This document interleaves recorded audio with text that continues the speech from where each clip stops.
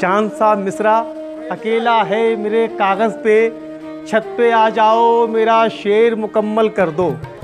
हिंदी भाषा ने ही दुनिया में मधुरस बरसाया है। आंधियाँ भी है मुखालिफ मेरी तूफान के साथ। आओ इस मसाले को तय कर लें, आपने कितने गुल खिलाए हैं। हिंदी के दीवानों के लिए, परवानों के लिए, ऐसे साहित्यकारों के लिए, ऐसे अदीबों के लिए, ऐसे शोराए किराम के लिए जो है अदब का हयात जिंदा रखेगा। जोरदार तालियां।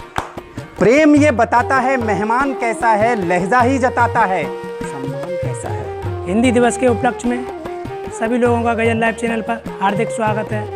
जिंदगी की उदास राहों से तुम जो चाहो निकल भी सकते हो, उसके आगे झुका के सर अपनी किस्मत बदल भी सकते हो।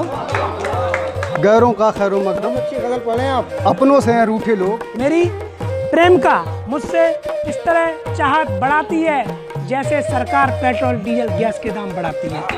अफसोस तुमने मुझको सितमगर समझ लिया,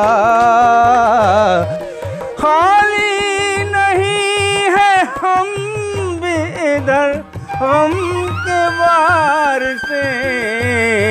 कहीं दिन है कहीं रातें मगर ये ख्वाब आता है। हकीकत ये कि हिंदी की खूबसूरती का अंदाज ही नहीं लगा सका कोई आज तक।